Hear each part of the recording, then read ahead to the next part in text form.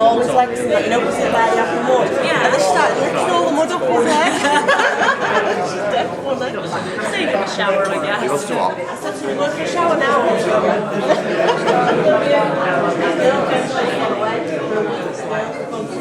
You're still not finished tidying up the house.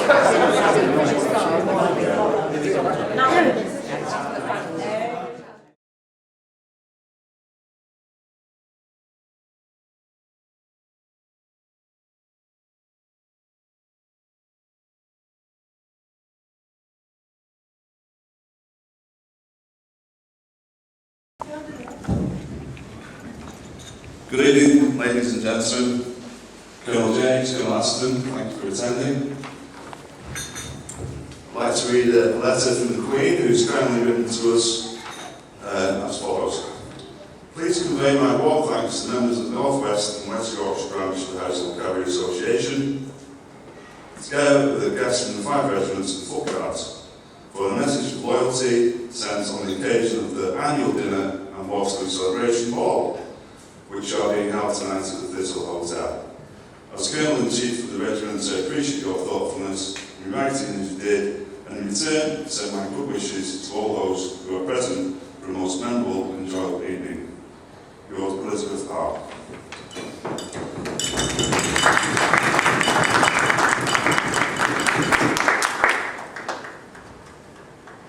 I'd like to present something to Colonel James before I hand over the duties. Colonel, if you'd accept this on behalf of the branch. Yeah, excellent. Thank you very much indeed. Brilliant. Well, I will cherish that. Now, thank you. Can you hear me anyway without? Can you hear me without? Let me try and do this. Sometimes. Now, there you go. Does that work? Yeah. Excellent. Well, look, first of all, my name is Dennis James. I'm the commanding officer of the Household Cavalry. And first of all, I'm hugely privileged to be invited here. It's very kind. And we're quite busy at the moment at the regiment. And it's about the sort of third invitation I've had from the various organisations around the country. And it's the first one I've been able to come to. I think it's important that I, as a commanding officer, come out to see people who are organising things like this, because of course it's the soldiers I command at the moment that will, I hope, join these organisations and benefit from them in the future. So I think what you're doing here in the North West and in Yorkshire is wonderful, and we fully support the regiment. Thank you very much for what we're doing. And I think that there's probably inevitably a bit of a time lag in between the effort you're putting in to come to things like this and set up and run this organisation and the effect it's going to have. I think there is going to be a time lag, and that's partly because, and many of you may recognise this, that when a chap leaves the regiment, it might not be for 5 or 10 years that he wants to engage again with the regiment or an organisation affiliated with it. I think that's perfectly natural and perfectly normal. For some people it might be the next morning they might want something to do with the regiment, but for a lot of people it's not. So I think what you're doing is wonderful, and it's one of the reasons I've come here.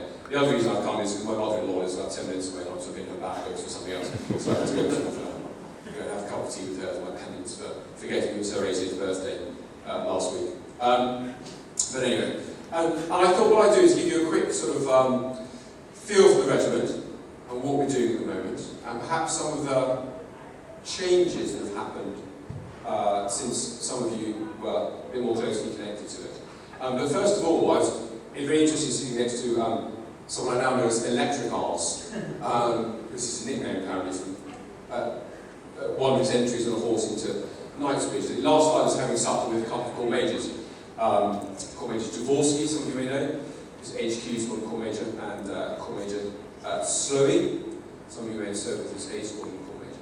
And we were discussing people's nicknames in the regiment and sort of how they reflected morale and things.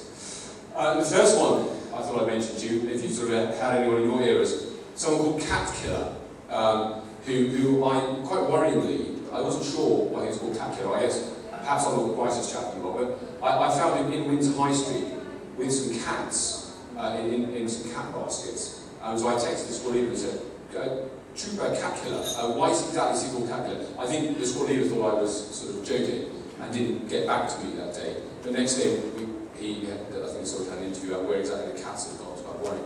The other guy I had was a guy whose name was Heart Attack. And I was giving this final interview, and I wasn't sure why his nickname was Heart Attack. But on his notes, I quickly had a look, and the medical officer had written, may have a heart attack at any moment, make sure your interview is very brief.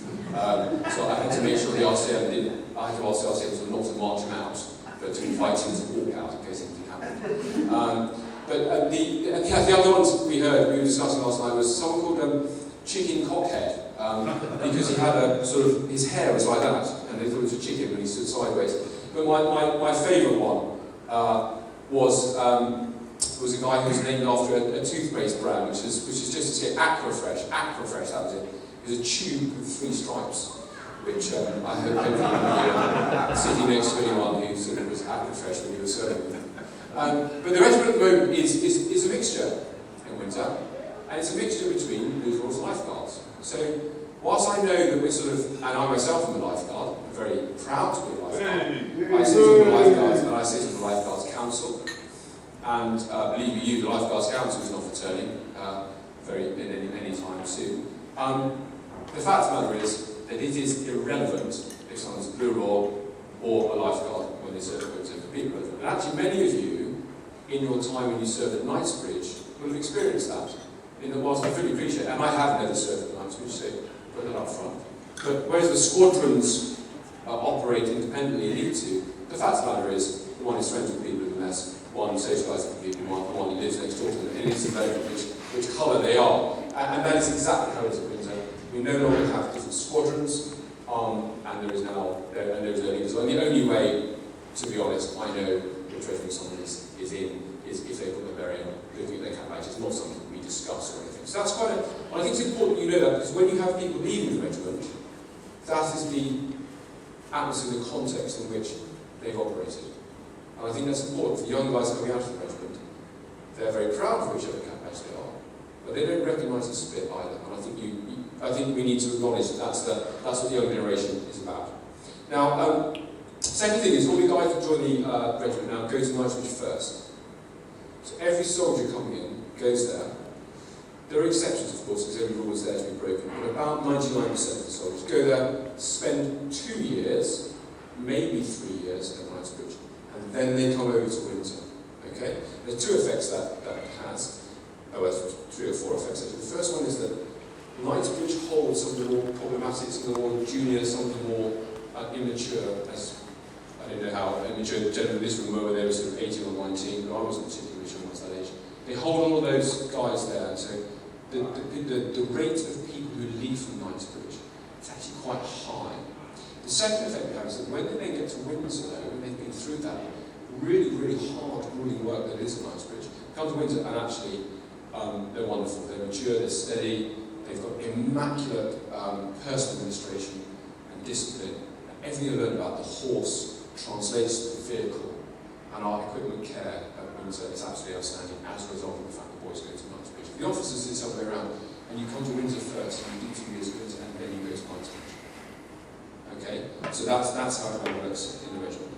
The second sort of major change that's happened in the last few years is that we're now an armoured cavalry regiment. So many of you would have operated as being formation reconnaissance soldiers, but we are now armoured cavalry soldiers. And what that means is that we only operate within the context of a brigade, so we think that we're less far forward than maybe if you were formation reconnaissance people did. But we do some of the punch as well. So those of you who would have joined, maybe served some time in Germany and been chieftain or challenger soldiers, although we're on CVRT, remember we're getting scouted, the scouts will be bigger and punchier and heavier. We do the find, the reconnaissance, but we also do the punch stuff as well. We've got HQ squadron that you would recognise, almost exactly the same as when any of you were serving. We've then got 3 reconnaissance squadrons. You can call them sabre squads, you can call them gun squadrons as you wish, mainly with scimitar, but they also have support troops with the guys that are most comfortable operating on their feet, do the engineering tasks, get through minefields, that sort of stuff. And we also have guiding weapons there, so the big missiles that take out the enemy tanks. They're within 3 squadrons. Then our 4th squadron which is actually B squadron, awkwardly, but it's a 4th squadron. is surveillance troop, and we now have a newly formed sniper troop. So those guys they have vehicles to move around, but really they're dismounted soldiers. About half the size of the other squadrons, and they're where generally the more senior and generally the more physical, the sort of people who are more interested in the dismounted stuff go. And that's the shape of the regiment. In terms of what the regiment's doing, we're now training in our training year. The next year will be our operational year. So if we do well enough this year, then next year we'll be the first on the plane out to whatever operation is going to be going on. And we've just done our first bit of training, which is we did gun camp. We just come back for 3 weeks in Castle Marston in Wales, where we'll deploy this regiment. And we've got 98% first-time pass rate on our annual crew tests. We'll be very familiar with them, which are the best results of the one on record this year so far. And we're hoping to translate that through the remainder of the tests we're doing this year, which ends up in Canada in October, November time. So we've all been issued with long johns and thick gloves, and we're looking forward to that. Not quite Medman 7, for those of you who've done that, I know Colonel Rage has. Not quite that late in the year, but pretty close to it. And then, depending how we do that, it depends how the brigade moderates us, and it depends what operations we go on next year, hopefully quite a lot. In terms of the other stuff we're doing, and I know a lot of you, a lot to do with the House of Cavalry Foundation, or certainly you have an opinion about it. I just want you to know that the House of Cavalry Foundation is a new construct which has gathered together many of the funds and the ways of assisting soldiers, be they veterans or serving soldiers, that many of you would have participated in when you were serving, or you would have donated money for, or raised funds for. And what I want to assure you is two things. First of all, the House of Cavalry Foundation itself is a good thing. It helps me as a commanding officer. It helps me help my soldiers and the veterans when they're at, if they have need. Secondly, if you've ever given money for a particular reason, for example, many of you, I'm sure, would have contributed towards the Operational Casualties Fund.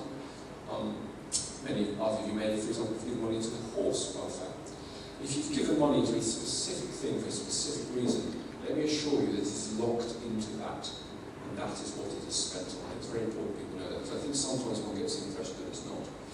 The other thing to note is that we unashamedly spend money that is raised with the HCF on different things, and one of which is the serving soldiers, and some element of that is to replace the adventure training and the sports activities that are no longer funded by the government. Whether they should be or not is a debate for other people to have. They're not. I, as a commanding officer, want to do them, and that's one of the things we use the money for. So just understand that it's a really good thing. If you've given money in the past for a specific reason, it is only spent on that. And thirdly, it is very valuable to me as a commanding officer to have money to spend on my most junior soldiers, to get them to do things which test them and push them. And we're seeing the results of this. The regiment at Knightsbridge has had a very full ceremonial year. They did particularly well. I don't know if any of you were at, or if you watched the television, the trooping, but I thought they were immaculate. And dare I say, the Blues and Boys have had some troublesome horses. Particularly on Standards Parade last year, did extremely well, as of course the Life Guards. I thought, the Welsh Guards, well, I believe we've got some Welsh Guardsmen here tonight. I mean, yeah, fantastic. Well, I thought the Welsh Guards were immaculate, so I think that's pretty much the feeling throughout the whole division. And Major General Ed Smith Osborne, of course, is the Life Guard, who is the GOC of London District, has sort of told me that himself. So they had a full ceremonial season. We've been busy too, and we've been successful in a number of things. So, for example, we are the Brigade Equipment Care. Everything has to be a champion, I think. So we're the Brigade Equipment Care champions. We became second in the divisional competition. We are the Brigade Sports champions. We are the Army Triathlon Regiment, Army Triathlon champions. Our rugby union team, we're a very small regiment, 508 people nowadays, including all the attached arms, are the Army Sevens champions. We have a swimming team that has more representation at Army level than any other regiment out there. Our snipers won the tri-service sniping competition and are currently in Denmark representing the country as the country snipers, which is an incredible coup for them. given that they defeated over 38 infantry battalions to win that. And we're also the divisional, it's a really unglamorous title, it's the Physical Development Champions. It's a GOC Cup. What it means is that we're the regiment best prepared physically, both press-ups, but also tabbing with big distances and all that. Lots of competitions over the year. So, and we won that this year, and so we're therefore basically the most physically ready to go on operations. So it's been a hugely successful year for the regiment.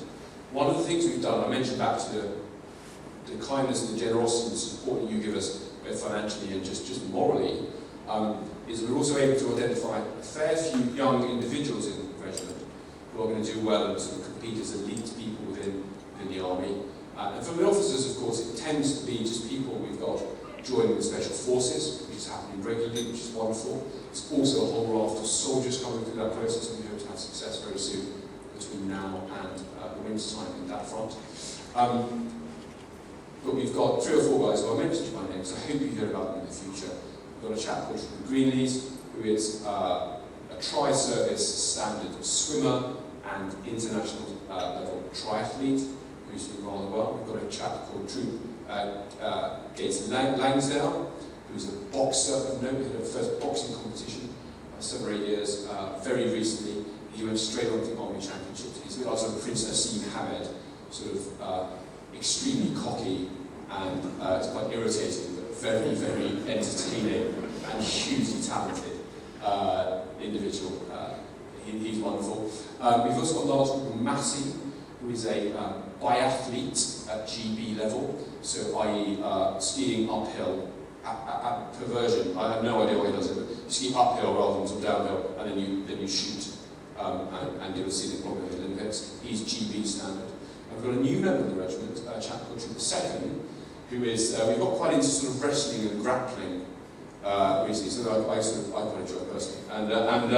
And we've had a few championships. He's the regimental champion, which doesn't mean very much, it just means he can throw his weights on the floor, but he's a GB level Kabaddiist. So there you go. We've also got a guy called Ormy Mulholland, who's one of the troop leaders, a lifeguard, who is an extremely high level polo player, a 4-goaler, and he's also in the army swimming team. It may, those of you who are still interested in my side of things, today was the Rumble Cup. Now, I went in Army Place in Liga. I don't know what the score was, I've been trying to find out. Most of the people I know who went didn't actually watch the polo, so they didn't actually know what the score was. But we provided 2 of the team, so 2 of the 4 came from the regiment.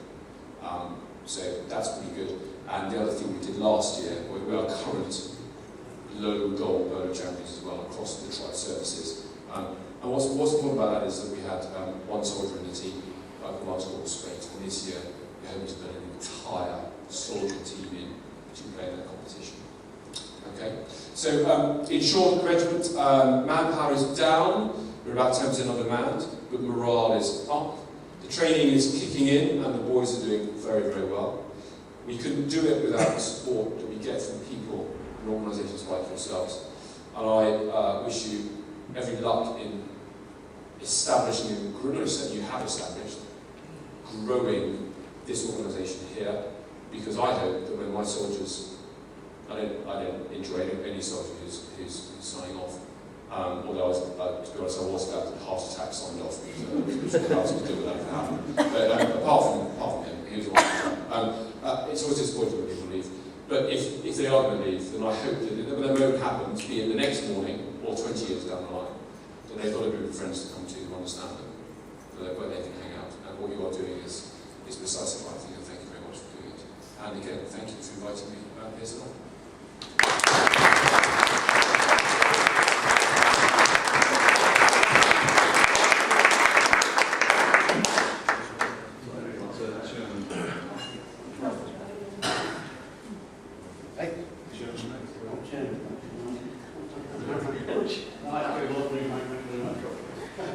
Ladies and gentlemen, thank you for coming out and supporting us this evening. Most of you know who try to organise these things. It is very, very hard to do. You do all the work, you put the effort in, people don't come. It's disappointing. You feel like sitting around and saying, I'm not doing it again, and you pack it in. Thankfully, I, as chairman of the branch, have a good team around me that does not review. I'm packing it in because it's not gone right. I would like to thank Phil James for travelling all the way from Windsor to speak to us tonight. Thank you for your company. I would also like to thank our brothers in arms, the Welsh Guards, Grenadier Guards, Royal Air Force and the Royal Artillery. And if you would upstanding, please. Absent friends. Before I sit down and hand over again, one quick point. On the 10th of October this year, our colleagues from the Grenadier Guards Association, Wigan St Helens branch, have their annual dinner. They've turned out tonight to support us, and we're pleased to return the favour and do the same. Thank you, ladies and gentlemen.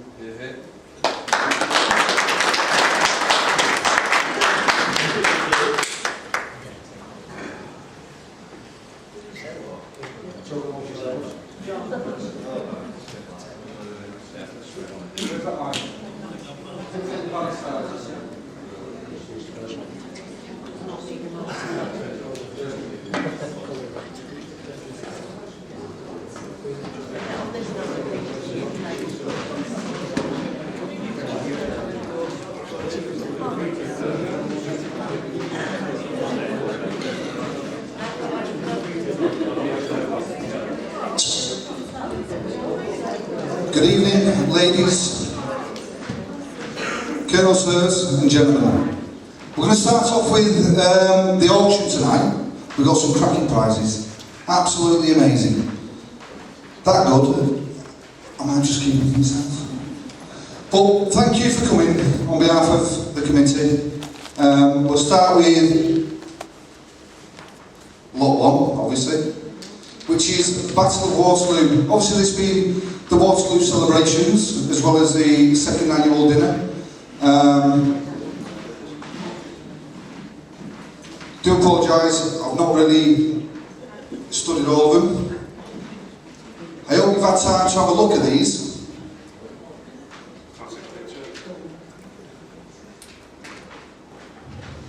So we're going to start this one at £40. Have I got any takers on £40?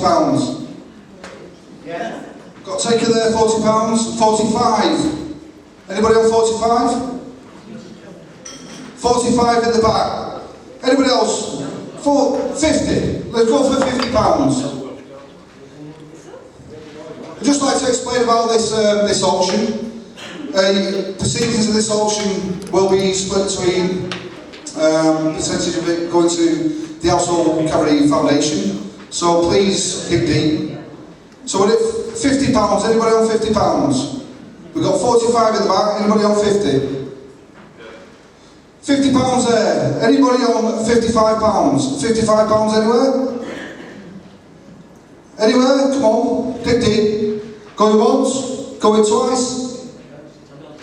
Sold.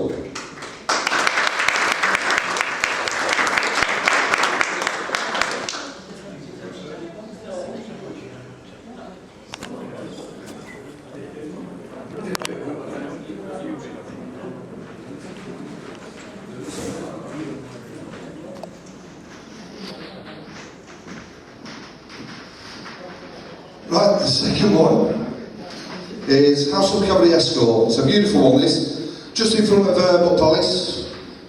Lifeguards by Jasper Dalglish, who, funny enough, I've got a little story about Jasper. Whilst in Belize in 1993, took me for a pack of fags in his helicopter. Anyway, we'll start this one at £40. It's a beautiful little print by Jasper Dalglish. £40 anywhere? £40 here. £45 anywhere? 45 there. 50, 50, 55. Oh, I'd never make it on this bloody Discovery Channel, that bloody auction thing, would I? £60 here. Anyone for 65? 65? 65? Anyone for 70? You've already got 65 there, you're on 65. You can't be twice. Well, I'll take your money. 65? 65, 70, 70. Anywhere for 70? Anywhere for 70? Going once, going twice. Sold to Love the Lady in the Green.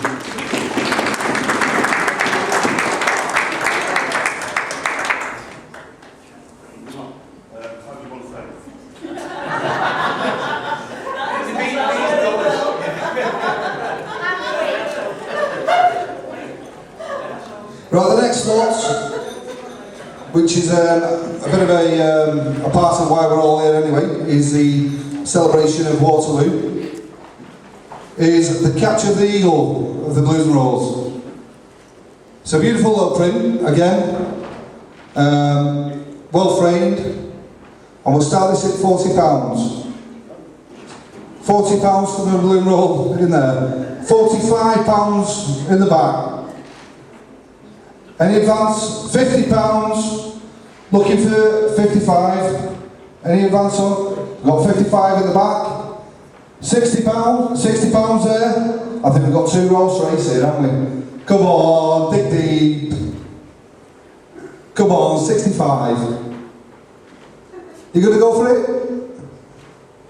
Selling once, selling twice, selling 3 times. So,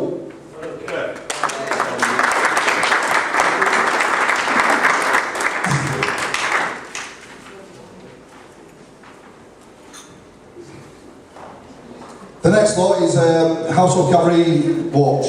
I'm sure you've seen this printed all over the internet of this company that's been providing some wonderful watches. I hope you've had time to have a look at it. It's a Belgian piece. It's got a Household Cavalry emblem at the top, a really nice heavy piece. They're going in retail for £399. Yeah, and tonight, just for you people around here, we're going to start it.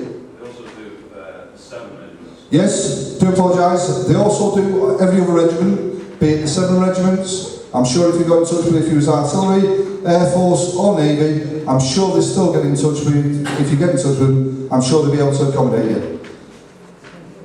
So this is a nice piece, and it is retail at $399. I'm sure you've seen all the advertising. So we're going to start this at the big 50. £50. We've got £50 here. 55. Anybody on £55? £55. £60. Who's going to bid me £6? £60 over there. Who's on £65? Who's going to bid me? Who's going to bid £65? Come on, this is an amazing piece. I'll do 70. £70 there. Cheers, Robert. £75. Who wants to spend £75 for this wonderful piece? Take it on tonight, put it in your watch, and it'll also tell you the time. £75 there. Who's on £80? £80, anybody? £80. £80. All we're looking for now is £85. Who's on £85? £85 there on the old, I don't know what you're doing there. Are you filming? No idea. Jesus, like. Where are we up to? £85, £90. Come on, this is £399 worth of the timepiece. It's a lovely piece. It's also cavalry. And there's other, obviously, it's like BBC, this is, but they do make me another things.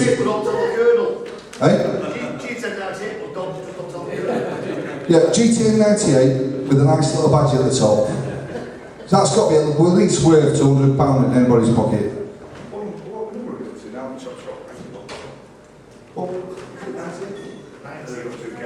Right, £90. So we're looking for 95. Anybody on 95? So, £90. 95 sold.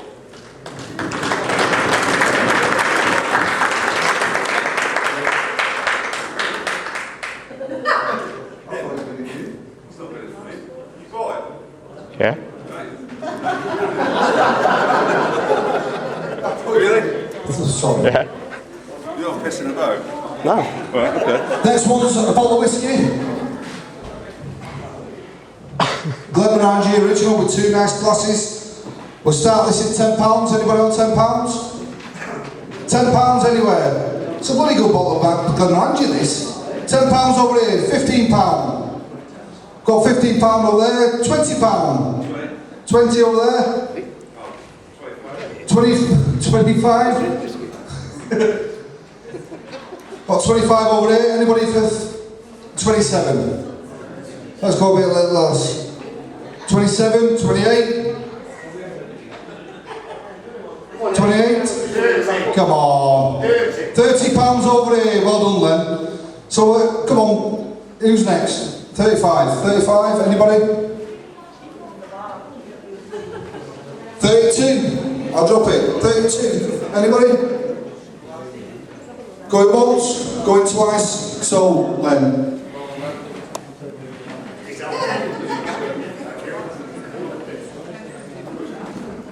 Right, this next piece is something you're just going to have to get in touch with the provider. It's actually quite a nice little wooden oak box. It will provide a nice keep-safe box. I can't remember the dimensions off the top of my head, but it's a lovely little piece. It will engrave it, whatever you want engraving. It's about £300 worth of box, blah blah blah, and all the rest of it. Have a look at the dimensions, have a look at the flyers. It will put anything you want on there, from household covering, foot guards, Navy, Air Force, anything else you want there. If you want to take your knitting box, it'll put knitting needles on there if you want. You know, like you get. It'll do anything you want. Put wood in it. I'll just give her up 2 minutes just to run around with that while I get through.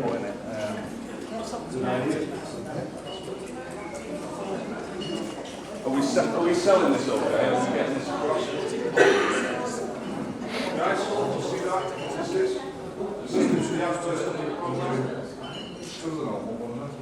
Yeah. Front page of the programme. Front page of the programme. If you just turn in, you'll see the advertisement.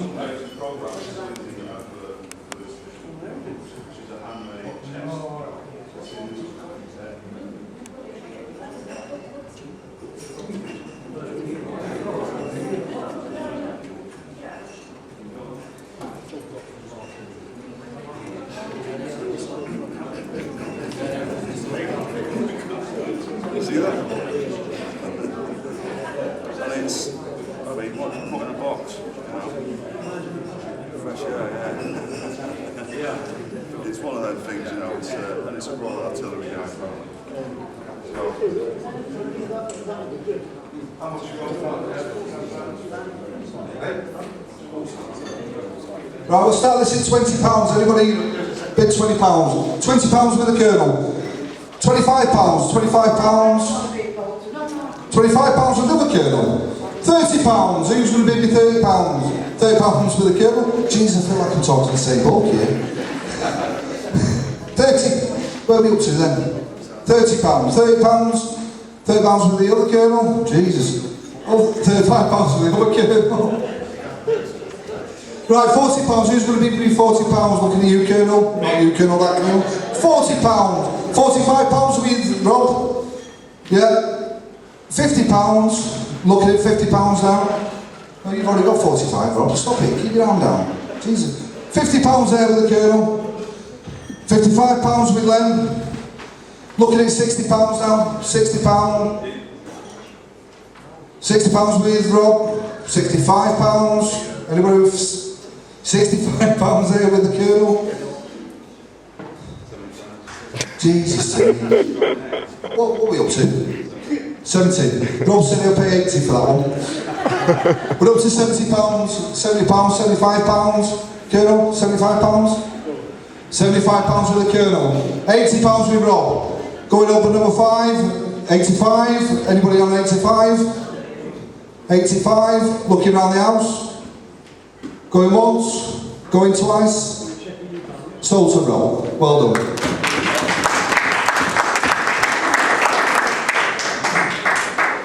Right, this is a bit of a package. You're going to get one night in here, one night in the races. If I could just ask Dave just to give you a quick rundown of what the one night in the races is and when you're looking at doing it. Right, ladies and gentlemen, it's a day's racing for 2 people at Haydock Park. They are County badges, which are worth £70 for the two. That's just for the badges. So it'd be a choice of race day. You get in contact with Haydock Park and they will take it from there. You also get accommodation and breakfast here. So it's not a bad package. And we've got 75 tickets there. We've also got £80 per night, whatever it is here. So we've got to at least start this at £50. And it takes on £50 for a day of racing for two. At the back there, £50, £55. Anybody for £55? Any takers? £55 with the Colonel. Anybody else? £60 over there. 65. We're looking for 65. 65. Come on. 65 with the Colonel. You don't even get the accommodation for that. £70 over in the back there. Looking at £75. Anybody want to pay £75 for this wonderful day of it? £75 with the Colonel. Looking at £80 in the back. 85 over here with the Colonel. £100 in the back. Hallelujah! Now we're looking for £105. £105 with the Colonel. Colonel, no. We're not looking at you, but looking at you. If you're looking kind of looking way. No. Selling once. £110 in the back there. Who's on that? Right, now we're looking at 115. Let's go for 115. 125. 125 in the back. That side. You're right, I left. 130. 130 still with the back. Your left, mine right. Anybody else? 135. Anybody? Any takers? Going once? Going twice? Sold.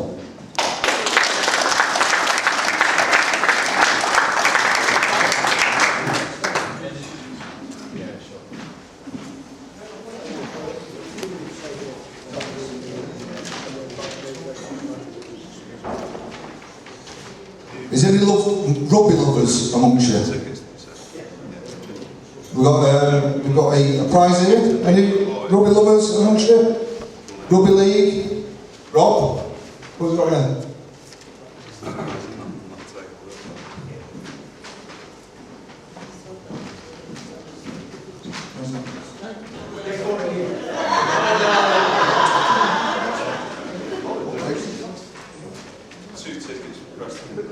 So I've got 2 tickets for Preston North End.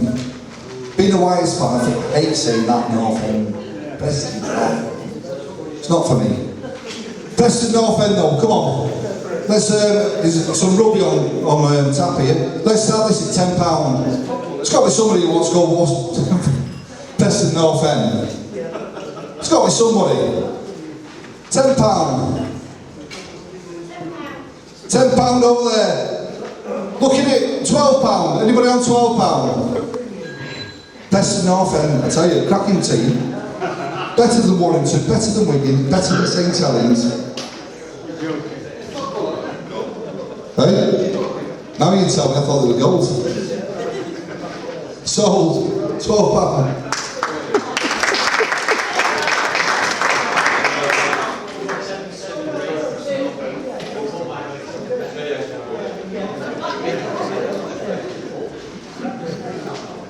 Right, we've got some hiding tickets here. Is anybody going on holiday this year to, where is this, Rob? Orchard Ventura. Is anybody going on holiday? No? We've got an ex-WO1 from the Hotel Cavalry called Simon McKay, who has a diving school in Fuerteventura and he's offering a free diving course to the value of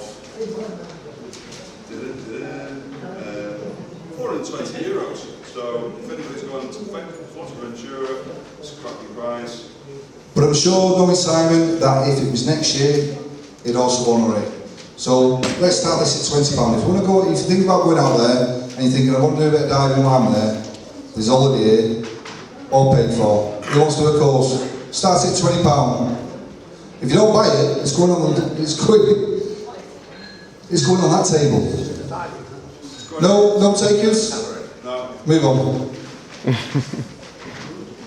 Here's a very nice print. The Welsh Guards print. The Welsh Guards in action. Go on. Heel. Get in the back of the car. Look out! There we go. We're going to start this at £30. 50. £50 over at the corner. Looking at £55. 55. 70. 70. £70. 75. You like that? 75. Looking at £80. Looking at £80. Anybody who wants to offer £80? £80 over here with the gentleman. 85 with the lady in the green. Looking at 90. £90 here with the gentleman. £90 with the gentleman. It looks 3D. It looks like they're coming at you, doesn't it? Only 100. £100 with the gentleman. £100, bloody hell. £110 with the lady. There's some going here. £110 with the lady at the moment. 115. 115 with the gentleman. 120. Looking at you, sir. 125, sir? Yeah, go on. 125. 130. Looking at you, sir. 135. Yeah. 135 with the sir. 140 with the lady. 145, sir. Yeah, go on. 145. 150. 155. Yeah, 150. 155. Yeah, the young lady had 150. You're on 155. 155. 155. Going once. Going twice. Sold.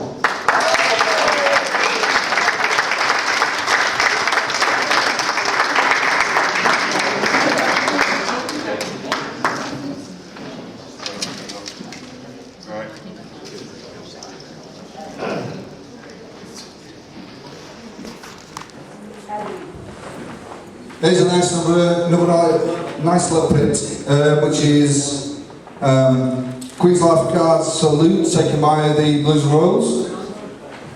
So we'll start this at £40. Anybody on £40? £40? Real ones and all. Very nice little piece. Looks like it's in 3D. It is a very nice little piece.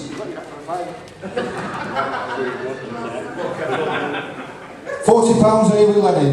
Looking at 45. Anybody on 45? Anybody out there, £45 in the back pocket that wants to give it me, or not me, but the fund. £45 there with Kevin. Looking at £50. Anybody on £50? £50? Lenny, it's the wrong colour. £50.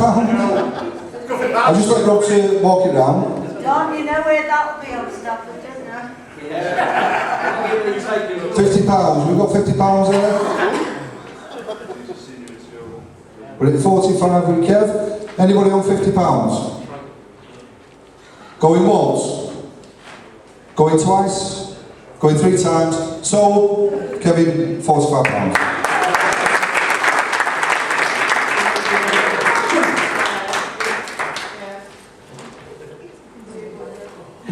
Right, the next lot comes as a pair. It's a lifeguard back print, shall we say, with the old arty-farty black and white with the colour. I'm going to start personally at this at £40. And he takes us on £40. 45, 50, and he takes on 50. 55, and he 60, and he takes on 60. They are lovely prints, great for the toilet. Put on each wall, can't you? As you walk in, salute. Cracking piece of kit. And he takes on 60. £60, anybody? £60? Selling once? Selling twice? Sold.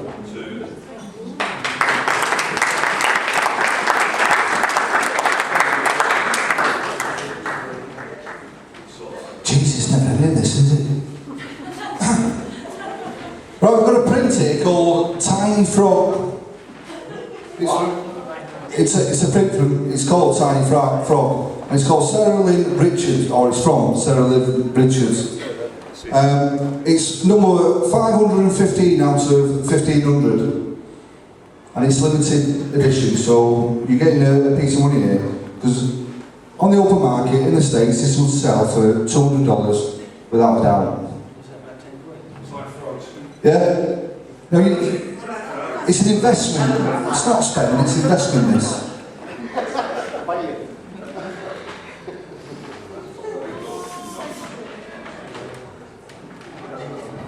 I'll let Rob just run that round while I just got doing Tiny Frog, Jesus, not frog, in frog. Hey?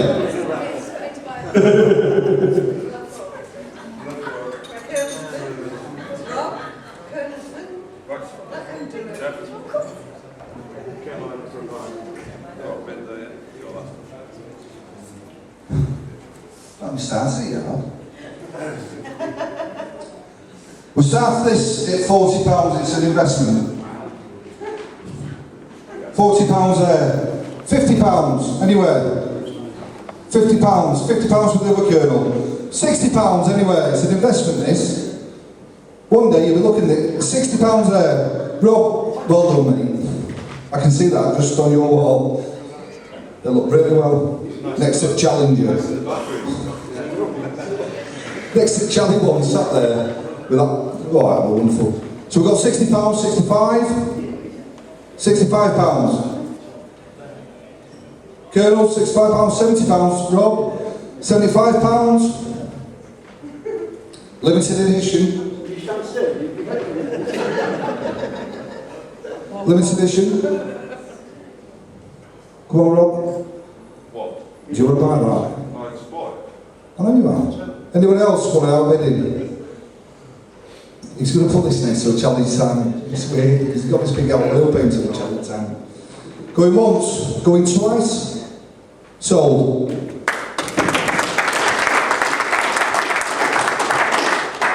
Right, last but not least is the sales ship. Handmade, Victoria. I believe, I don't know, sailed in 1756, if my history throws me.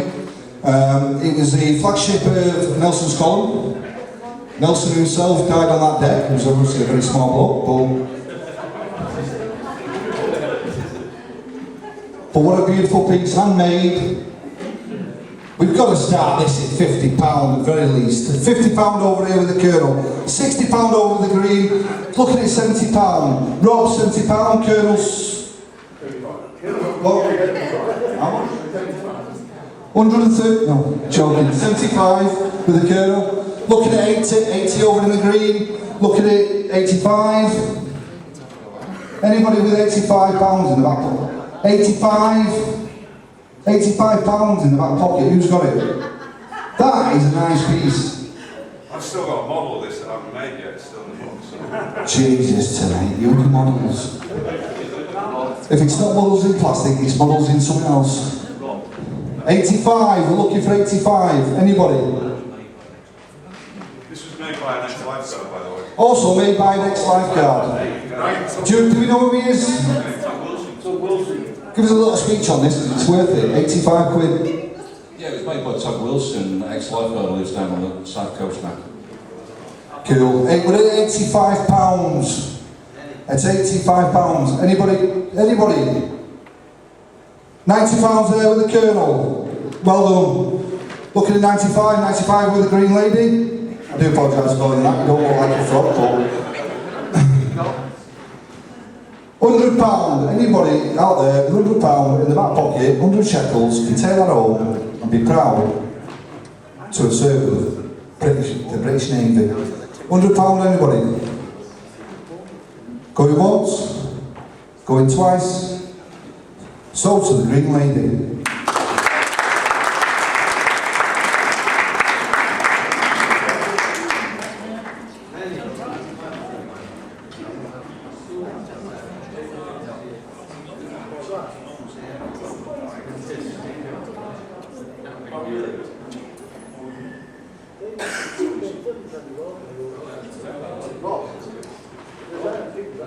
Right, next is, we've got to do a bit of a public apology here.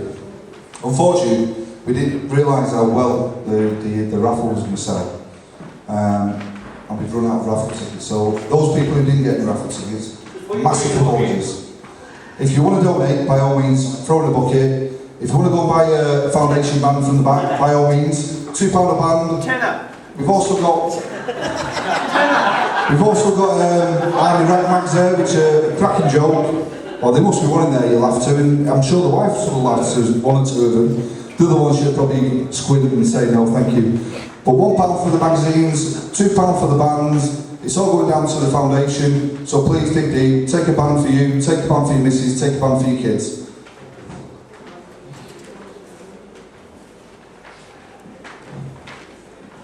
Yes, and we've also got Led by the Grain.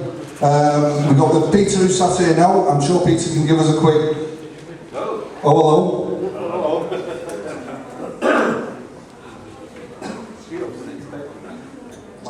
Hello, good evening everybody. I don't know if you are familiar with the book Led by the Grey. It was published in 2009. Brief history of this, it's a novel, and I was at the ceremony in 2007 to commemorate the 25th anniversary of the bombing and the slaughter of the horses in Hyde Park in 1982, and the 4 soldiers who died that day. And I was stood next to some young men who were currently serving, and they didn't really know what the service was about because they hadn't been born when it happened, and I thought that's a tragedy. So rather than writing a historical documentary, I decided it might be more interesting if we put it into a novel form. And so the book opens in 2007, 25 years after the attack, and you get told the story of a new threat to the household division, but it's through the mind of the horses. And you get the entire story told to you as to how the horses see it and how they cope with it. When the book came out, when the book came out in 2009, I did a deal with the publisher, and we did a limited edition 250 hardback copies, which was signed and numbered and sold for £25 each. And all of the money went to the Operation Casualty Fund, as it was then. It was about £4,500 we raised. And since then, as well as it's selling online, if anybody needs a fundraiser, let me know. I'm always happy to show up. I've got a deal with the publisher. The book sells for £8.99, £9. And I get it for a wholesale price of £5. So if anybody would like a copy tonight, we suggest a donation of £10. And 5 of that goes straight to the foundation, and 5 pays for the wholesale copy of the book. And I'll sign it to whoever you want to do it. Sign that.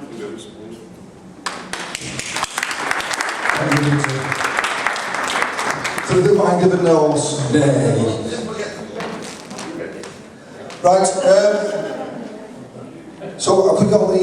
Just have a quick interview and just wait for the raffle to be all... Have we got... Right. Apologies for this. If we just have a 15 minutes interlude and then we do the raffle. Thank you very much.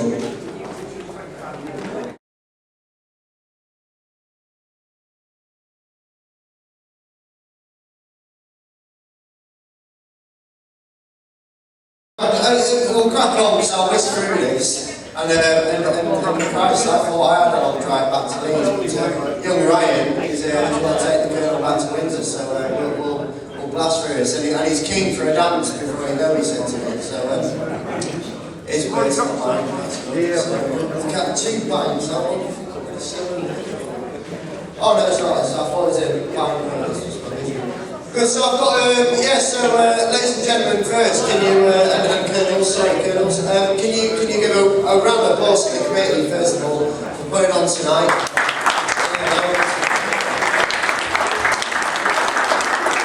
Can I just get a feel, has everyone had a good night tonight? Everyone's enjoyed it. So what's stopping you from bringing a couple of friends next year? Just saying, that's all. So, I'm happy to do this next year, Rob. I'm happy to do this if I can do it at the start and I can bring my missus down and then we can just sit back and spend money on the horse show and get pissed, basically. That's what we're here for, isn't it, really? So that's why we're here. Good. I've got an interesting fact. In fact, should we let's just get a feel of who's in the room first. Blues and Royals gives a cheer. That was, to be fair, I don't like using it, but crap, to be honest. Blues and Royals gives a cheer. There we are, we're in. Good. Jesus, here we go. Lifeguards gives a cheer. Jesus. Foot guards gives a cheer. Oh, no, Jesus Christ. You drill sergeant, like a chance. Good, so it's a got feelings. Let's just warm up and just feel a bit, because if this works better, trust me, I've been doing it 6.5 years.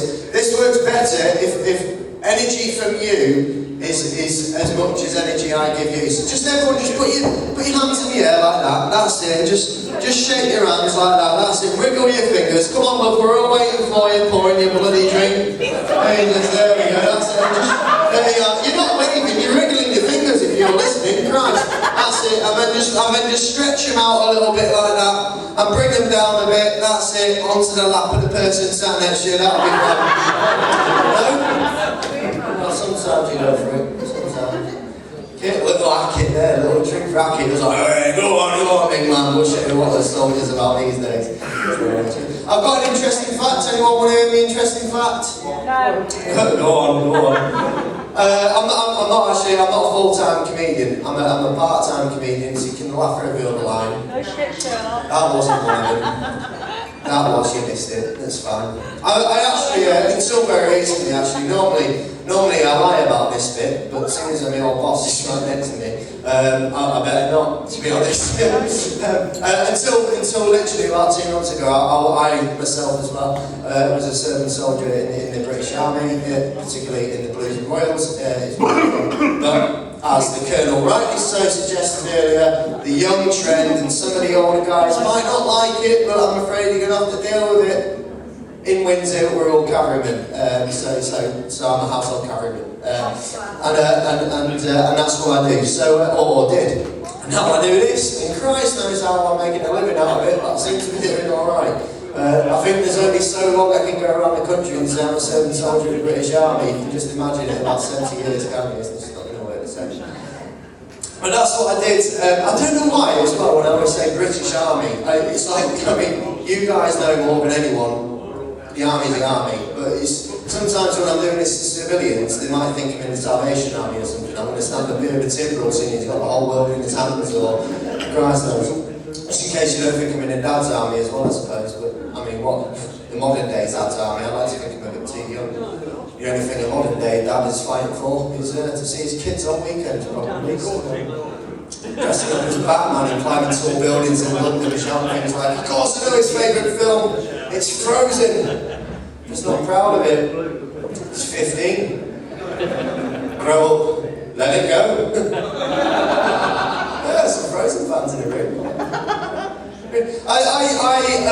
And I'm sure many in the room did it as well, but I joined the army the exact same way as most of you, the posters and the adverts, and it was join the army, see the world. That's what they said, didn't they? Join the army and travel and see the world. Or join the guards and clean it, yeah. Or paint the grass. But that's what drew me in, that whole join the army, see the world. And I'll tell you what, I'm no Michael Palin. I'm pretty sure there's more to the world than Germany, Canada and Afghanistan, because that's all I got to see. Right?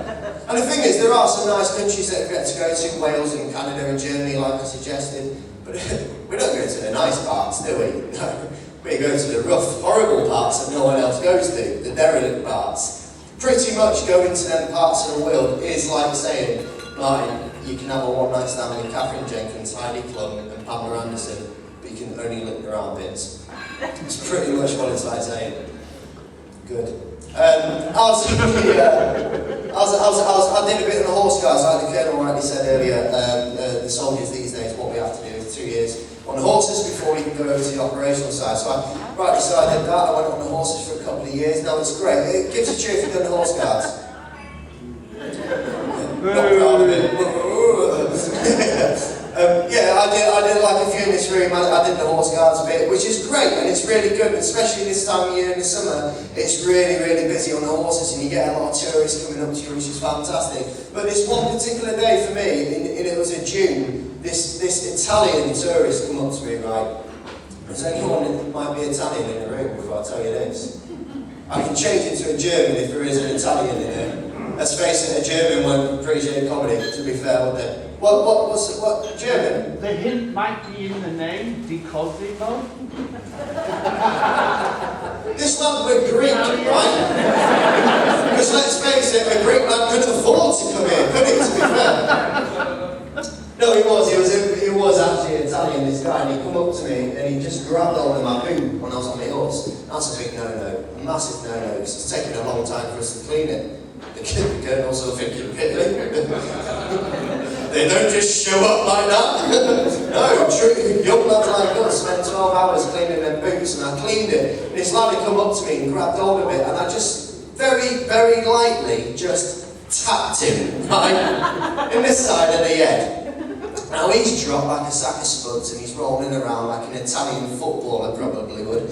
Rolling around like this. Now lucky for me, this particular day was well policed with one of them protests that march up and down. And this gorgeous, stunning, gorgeous policewoman, she came up to me.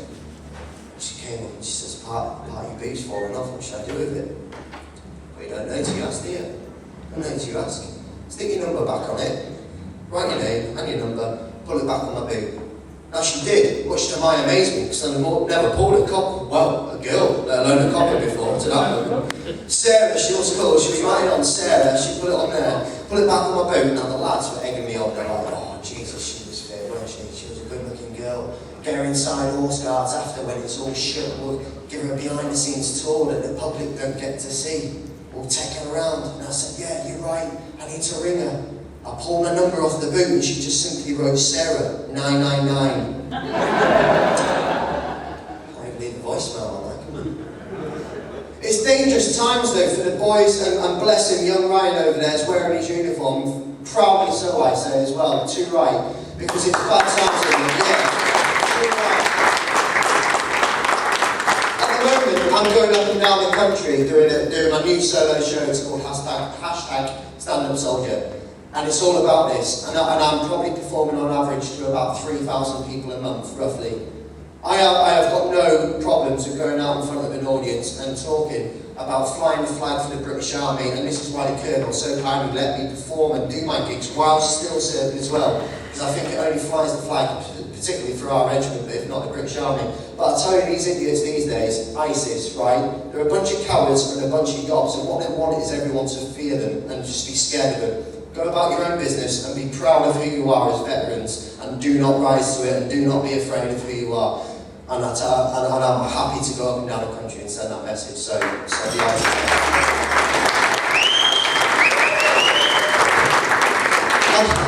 On the flip side to that, I probably will be the only comedian with a counter-terrorism team that goes around with people, to be fair. But also, that said, they are stupid. There's this one particular guy that joined ISIS a couple of months ago, I don't know if you remember. It was called Mohammed Emwazi. Do you remember that name? Mohammed Emwazi. He went over from this country to join ISIS, and he had to come up with a new name. He came up with this new name because obviously Mohammed's a common name, so they've all got to have their own identities. But it's a nickname, like the Colonel said earlier. We have nicknames. They have nicknames too. Jihadi whatever, jihadi this, jihadi that, is their nicknames. They got up to this guy, this Mohammed Emwazi, and said, what do you want to be your nickname? You've got to think of something bad and something terrifying and something striking. What do you want to go with? What did he go with? John, please. Jihadi John. Do you remember that? That was the nickname he chose, Jihadi John, as his scary name, right? Now I've done some research on this and looked into my Johns that I think are pretty badass. And I can't think of many. There's John Wayne. He's badass, yeah, but he's a good guy. We all like him, so he's flopped on that one. John Lennon was another one. I'm I'm pretty sure that guy sang Imagine all the people living life in peace. Not Imagine all the people living life in pieces, which the ISIS are trying to do. So that one was kind of out. John Travolta. Now I get this, I get it, and I've worked out what ISIS is doing. I'll tell you what they're doing. They're taking young, sweet, innocent girls from our country and taking them over to Iraq, Syria, and turning them into badass girls. John Travolta did that in Greece with Sandy. Sandy was a good girl at the start of that film, and he turned her into a badass by the end of it in levers and smoking, so that didn't really work. And then John Barrowman as well was the only final one I could think of, but the only thing he's going to hit you with is a show tune, so I Am What I Am will turn into IS What Is Lamb. But yeah, so don't be scared of ISIS, is my point on that subject. After the Horse Guards, we then go to Windsor and we go to the operational side, and the first thing that they make me do is learn how to I can say the actual term, how to drive scimitars. Now, I go around the country and say driving tanks because people don't get it, but driving scimitars is what we do. And I went down to Bovington, and it took me a while, I'll be honest, to learn how to drive the scimitars, because it's exactly like your driving test in the car. Exactly the same concept. You've got the examiner behind you, and you're going on the roads, and the examiner will go, turn left at the next junction. So I turned left at the next junction. And he said, turn right at the traffic lights. So I turned right at the traffic lights. When he said to me, go over the next roundabout, I'm in a tank, right? I'm in a simmer. So I went over, and because it's in Dorset, which is beautiful, I went over this roundabout that said, welcome to Bovington in poppies and daisies, right, with two big tank trap marks through it. So I eventually passed my test on the 10th time, when they took roundabouts out of it completely, and I turned to Windsor, and Prince Harry was one of the troop leaders. He says, God, you took a while, didn't you? On that test? I said, yeah, I did, yeah. So I was a bit upset about it, sir, if I'm honest. He said, all right, let's go for a pint. Let's go to a fancy dress party, he said to me. You see that? When we went to Las Vegas after that, that was cracking. It was a good night out. But then what they do, as soon as they know that you can do that, and you can drive the tanks, you're ready to go. And where did they send me? Afghanistan. If you haven't been yet, don't go, it's a shithole. I'll tell you that now. TripAdvisor lied to me. As a comedian, the Taliban are a tricky audience to perform to.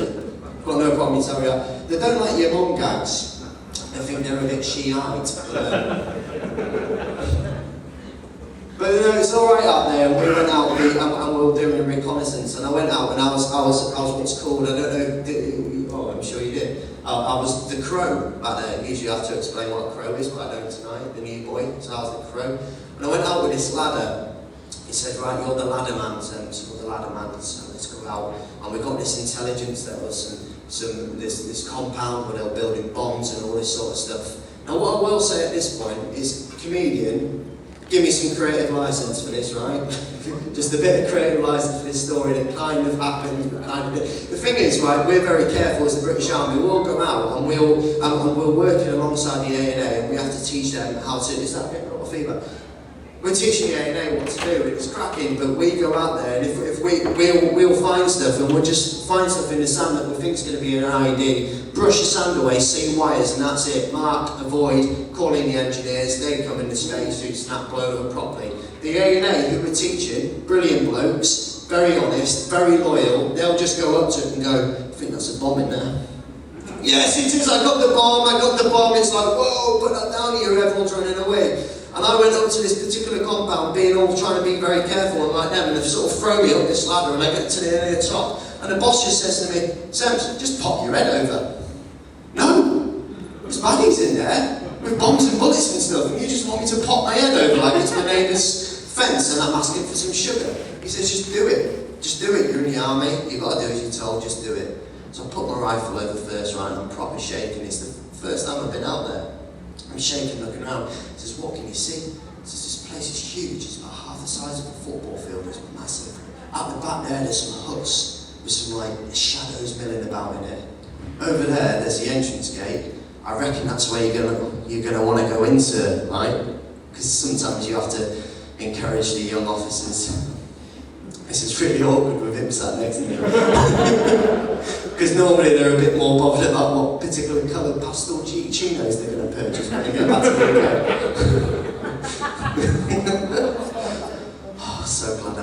as a real extras next week. We had the entrance gate there, and just down there were some goats and chickens and stuff. And the boss says, right, throw a grenade at the entrance gate and blow the doors off, and the lads will go in and storm it. I got well excited about this. In fact, slightly aroused, because I have never thrown a grenade in live action before, right? So this was, I thought I'd make the most of it, don't know when it'll happen again. Did the American thing, pulled the pin out of my teeth. But I remembered to throw it, unlike an American. Apologies if there's any Americans in, just a bit of friendly fire for you, see how you like it for a change. Got this grenade, I've lobbed it at the entrance gate, and this goat's thought, oh, what's he throwing me? Oh, Christ. I've just looked down and looked up, and boom, goat's gone, pink mist, absolutely disappeared. So I bet you now, and I'm sure the Colonel's very proud to have this statistic on his regiment, I'm probably the only serving British soldier in the world, now and in the future, has been sent back from Afghanistan a month early for post-traumatic stress disorder for blowing up a goat. And I thought I said go and do some stand-up comedy as your rehabilitation. So apparently laughter sounds like goats. So feel free to keep it coming.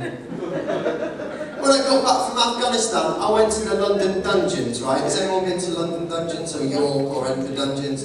Pretty cool, pretty scary. And I went in there, in fact no, let's do this, let's have a little play. Ryan, come on up, give a round of applause for Ryan.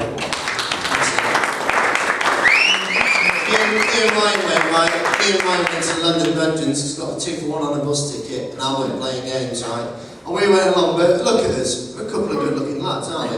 A couple of good-looking lads. So ladies on the back table, come on up. Is that your missus, by the way? Hashtag punching above one's weight, I would say.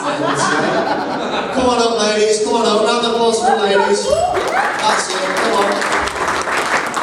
The quicker we're up there, the quicker this is everywhere, and we can all have a boogie. That's it, so round of applause for the ladies, good. And then, so what happened is, you're going to play the actor, right? You're going to play the actor. And then, if you come on, that's it, come on up. Round of applause together, round of applause. And what happened, right, is we went in, and the actor was over here like this. Here he was, and I said to the actor before, I said, mate, don't jump out on me. Don't jump out. Yeah, do you want it? I don't know what happened there. And I think what he was doing was just making the point that she is his wife. You got it! Two of you punching above your weight on that table. And I said to the actor, I said, look mate, I've just been sent back from Afghanistan a month early. And he says, oh, what was that for? I said, oh yeah, stress. He says, what was it? Dead bodies and stuff. No, there's a goat. How embarrassing is that, right? I said, just don't jump out on me. Whatever you do, don't jump out on me, because I get a bit jumpy. So I said that to him. But what we did is, because you were the brave one, you went in the front, the girls went in the middle, and I went in the rear, right? Really? Not like that. Hell like that! That come out wrong.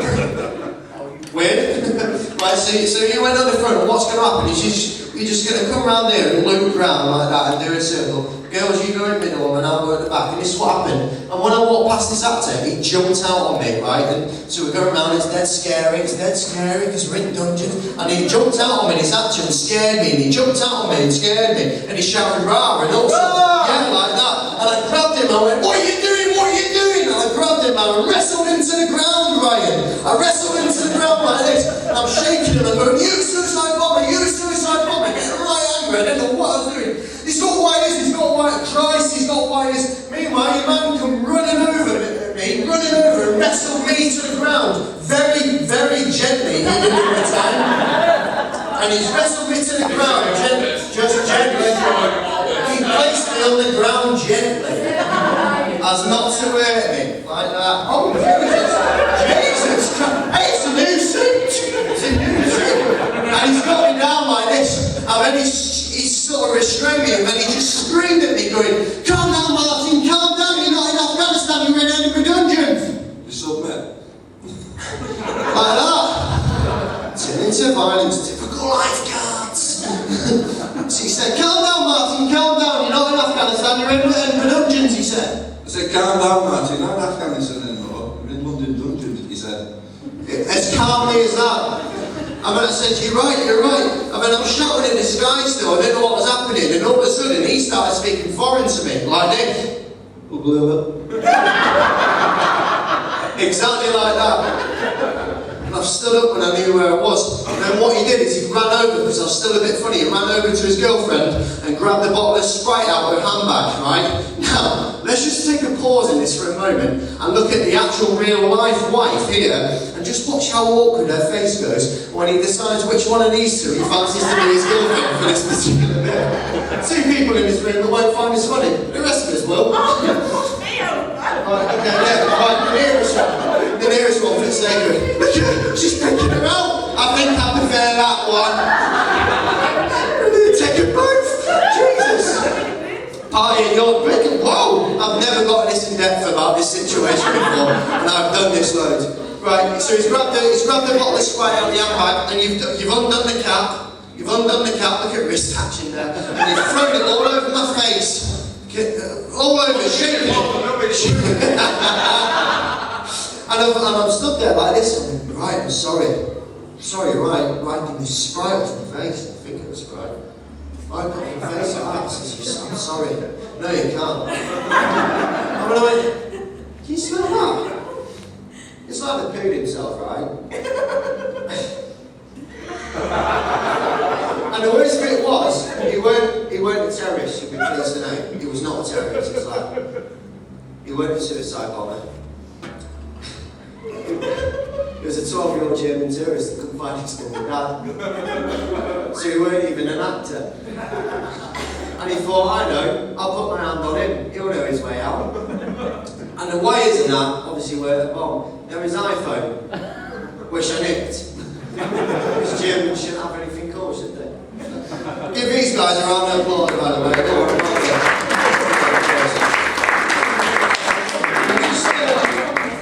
what I'll do at this point is I just want to mention a couple of bits. Now I apologise, I'm not going to use the sound, but I think the message, I hope, will bring it up, and it really brings up what I'm trying to say about what you guys are doing here, supporting this organisation. But I don't want to echo too much what the Colonel's already said, but supporting this and growing it is important. Not only that, but being proud of who you are and who you serve. So I hope this sort of message says it.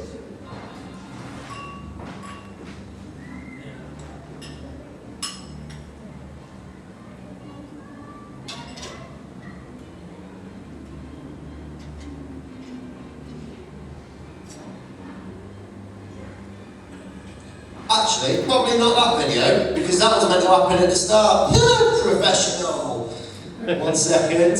You got some more, you Martin? Here we go. I've got some more, a bit of glue. Not for you, Rob. I've got my hard drive. Here we go. Right, this one. Here we are. Here is it now.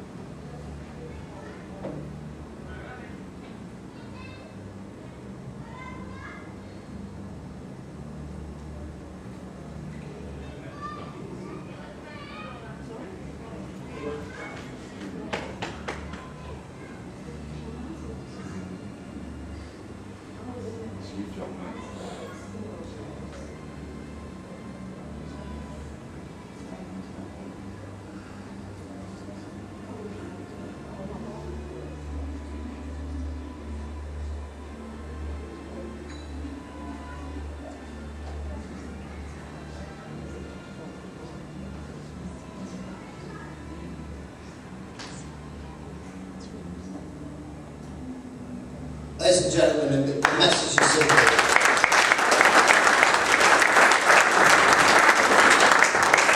It's absolutely simple.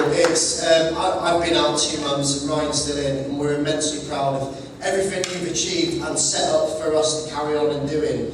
And we're so glad that you guys are proud of us, and particularly the guys that are still doing it.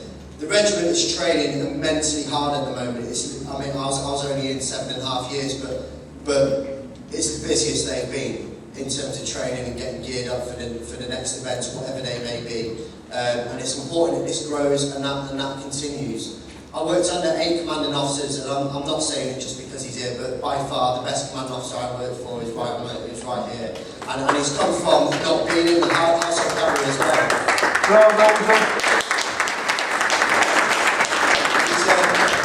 He's come from a different regiment and joined the household cavalry family. That can't be easy, and all he's done is make it look easy. He's taken the household cavalry, and we've managed to sort of do our own things and get away with it for so long, and he's putting us back into the modern army and really training us up to be the most professional and keep that prestige in what we hold in the household division. So please just keep supporting the boys and the girls indeed that are serving down there, and just keep growing this, because I'll definitely go back next year. I don't know about you guys, and I'll bring some people to the party with me. So I look forward to seeing you all next year, and thanks very much for having me tonight. Cheers.